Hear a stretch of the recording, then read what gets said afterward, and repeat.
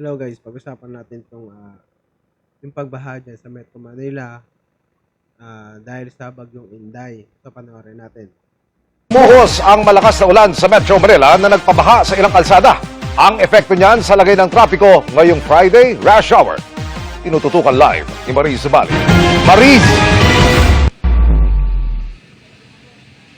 May mabilis na tumaas ang baha rito sa Caliraya Street sa Barangay Tatalon sa Quezon City kasunod nga ng biglang buhos ng malakas na ulan kaninang hapon na epekto ng habagat na pinalalakas ng bagyong Inday.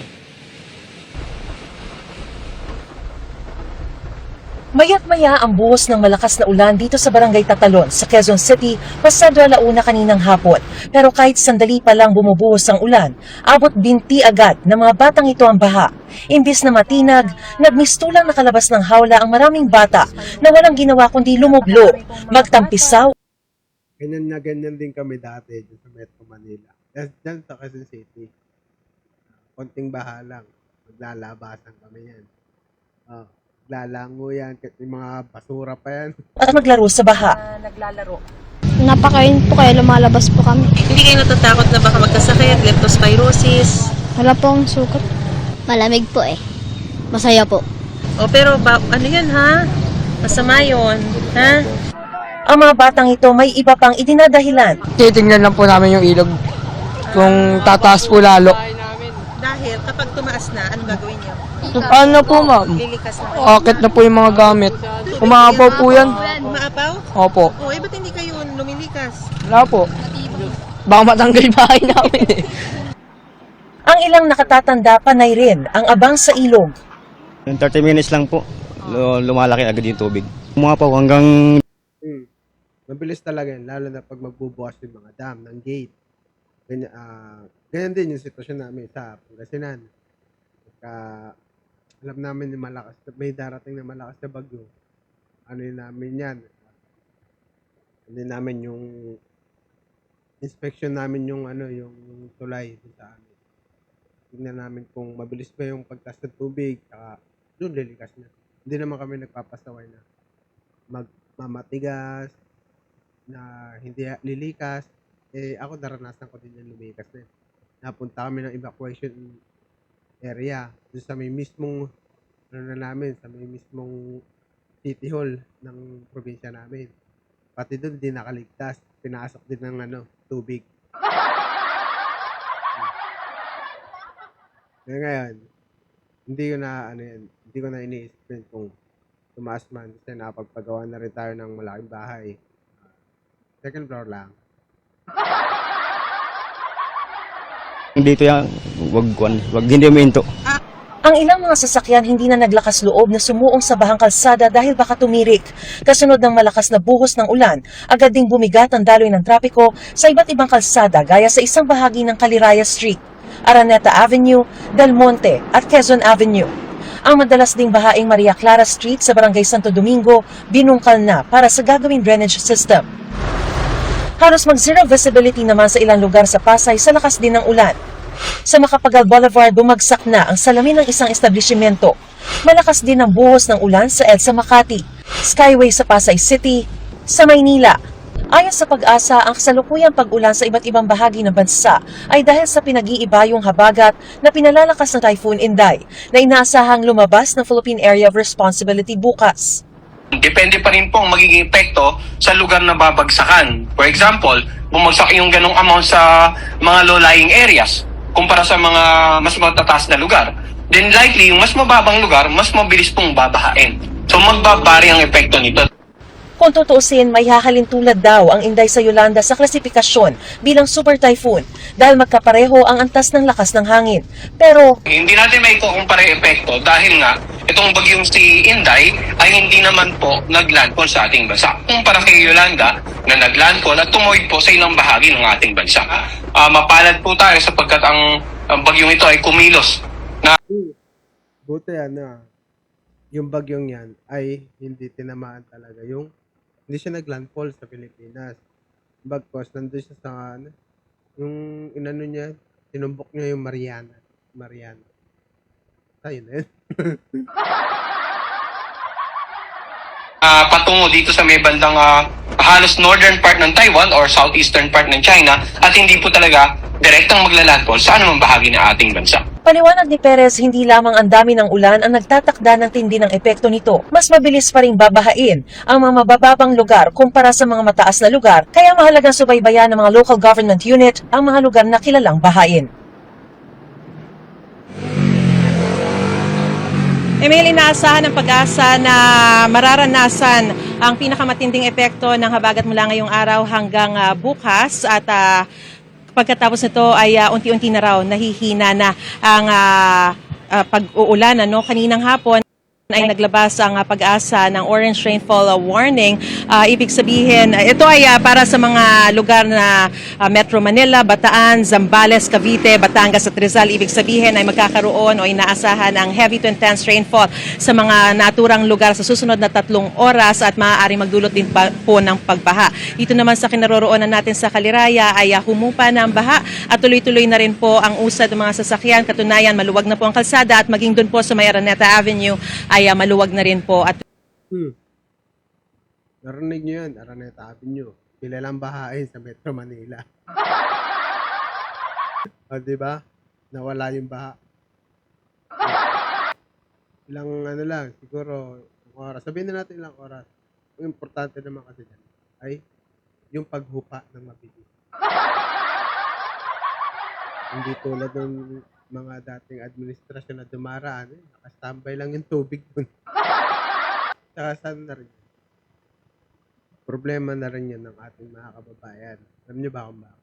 Kung wala silang disiplina, pagtatapon nila ng basura, kung saan, tiyak na babalik lang din yan sa atin.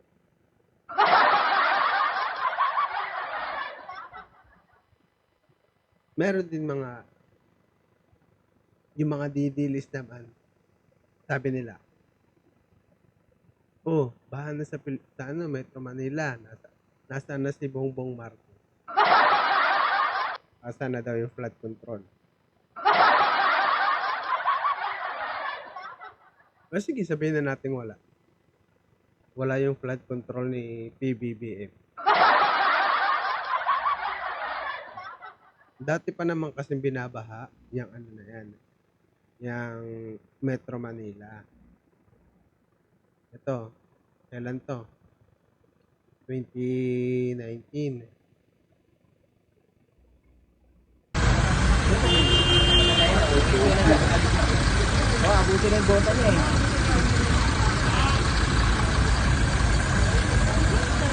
EDSA ho yan ha. Yan po ay EDSA.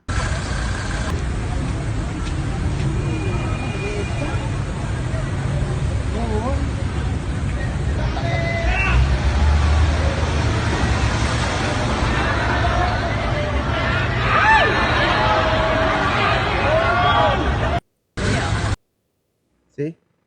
EDSA yan. Santolan. Ayan o, August 3, 2018.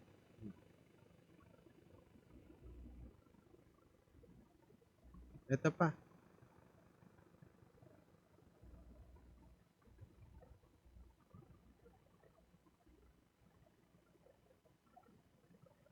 Walang video to, alam ko 2019 to. Walang tunog. Walang sound.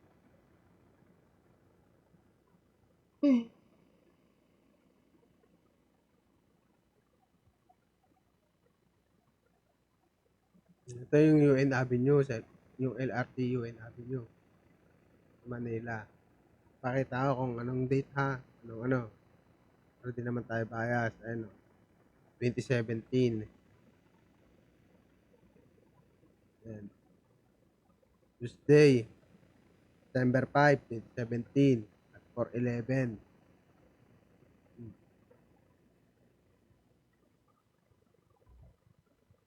Ito ngayon, Marikina. Tignan nyo naman yung nangyari sa Marikina. Grabe yung river wall. Guys, ganito kataas yung retaining wall ng flood control project dito sa Marikina River. Ayan binawasan na nga yan kasi sumabit na sa tulay ng Marcos Highway. Dire-diretso na yan. Ito yung ilalim ng SM Marikina yan. Kita nyo naman, no? Napakagandang Ganun, mabilis lang tayo, ha? Aha. Kung wala naman talaga, kung wala naman talagang flood control sa PBB, at least, tignan mo naman ang nangyayari sa Metro Manila. Dati ito sa Tabesa. Ito yung before and after. Dating grabe yung baha, ngayon ito na lang. Dadaanan ng mga sasakyan.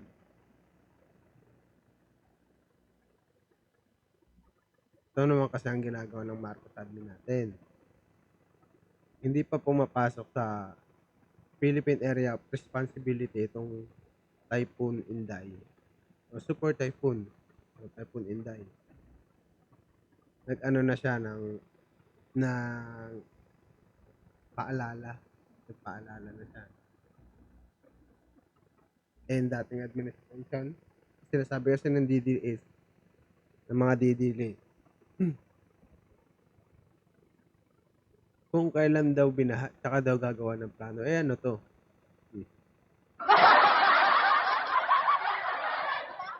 Ito, basahin nyo na lang. Duterte approved Cagayan, Marikina Flood Management Plan after Typhoon Ulysses. Nangyari. Ito pa. 2020. Nangyari sa Marikina. Lubog sa baha.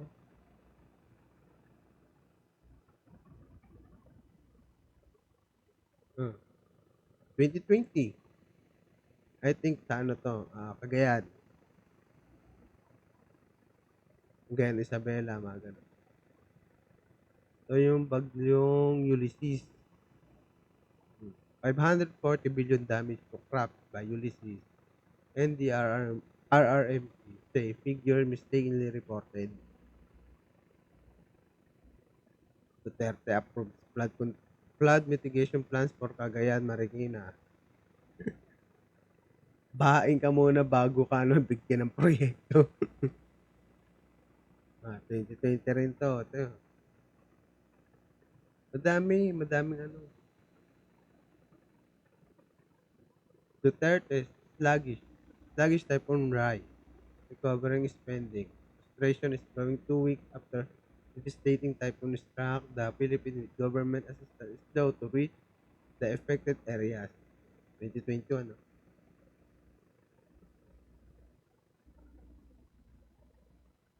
Dami. Ito.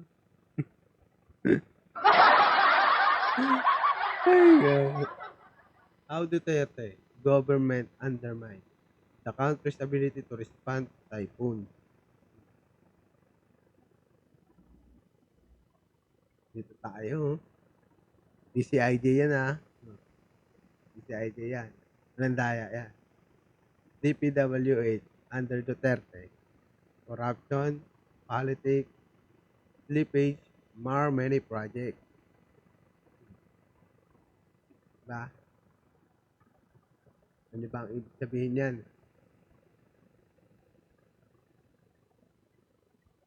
Sabi diyan, DPWH under Duterte, corruption. May pamumulitika, pagkaantala, yun. Tapos, ang pagkasira ng kalidad at reputasyon ang maayos na daloy ng mga programa dahil sa mga nabanggit na problema. Ayun yung ibig sabihin yan. Itong MAR, many project, slippage, yan, pagkaantala, patik, politika, corruption, yan. Diba? Ito ngayon, 5 years. 5 years ni Duterte. O sige, sabihin na natin walang proyektong flood control sa PBBM. 5,500, sige, sabihin natin goes. Pero may naipapakulong naman siya. Saldi ko, hinahunting. Top 5 years infrastructure development highlight. PRRT Sona. July 27, 2021. Mhm.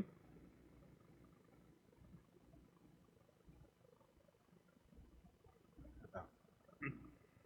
For flood prevention, mitigation, and control, the DPWH completed a total of 11,340 projects spread all over the country, with 7,782 projects in Luzon, 1,752 in Visayas, and 1,806 in Mindanao. So, ang laki ng proyekto sa Luzon, 7,782.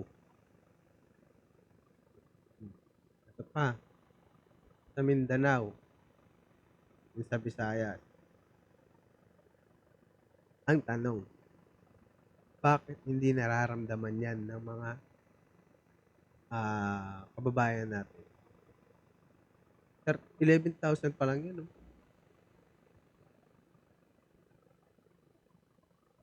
Ang dami niyan. Saan napunta yan? Pagkababa ni Digong, kailangan mawawala rin yan. Removable. So, sabi yun. 2021 yun, di ba? 2022, nadagdagan pa.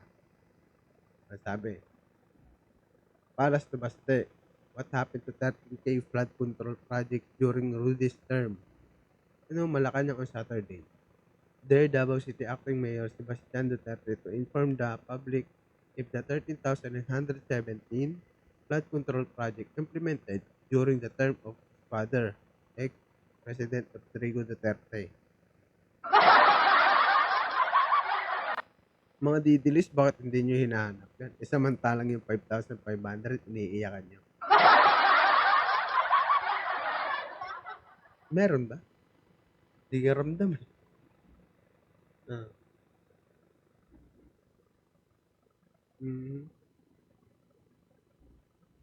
Wala na. Bato. Nag-topic ko yan.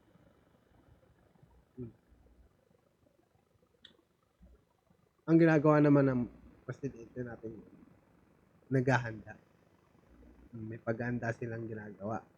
Ito, Daily Tribune. Ito, galit na galit si Balingod.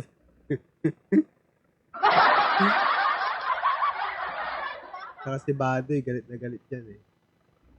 DSWD ready for Super Typhoon Inday. 1,000 of food pack, preposition in Batanes. Diba? PNP deploy full force for Inday recovery relief operation. Ano yan?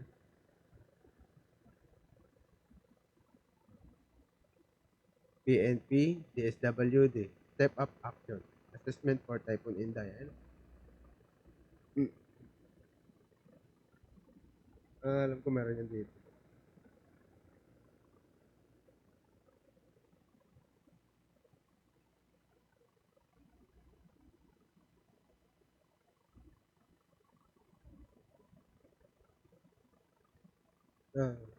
A total of 40,442 members of DSWD Quick Response Team are also on standby for deployment to evacuation center and affected communities. DSWD has stockpiled 4,728,481 family food pack, 360,911 ready to eat, 265,154 non-food items to maintain standby funds totaling 644.232 million. Diba?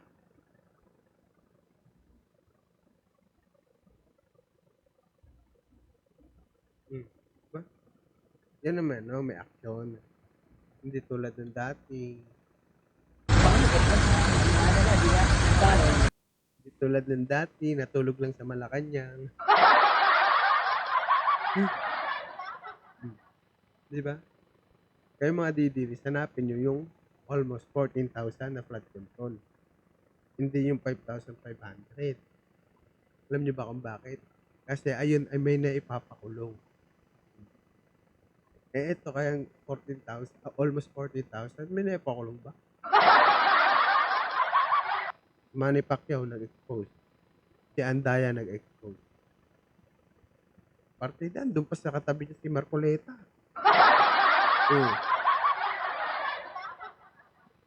Di ba?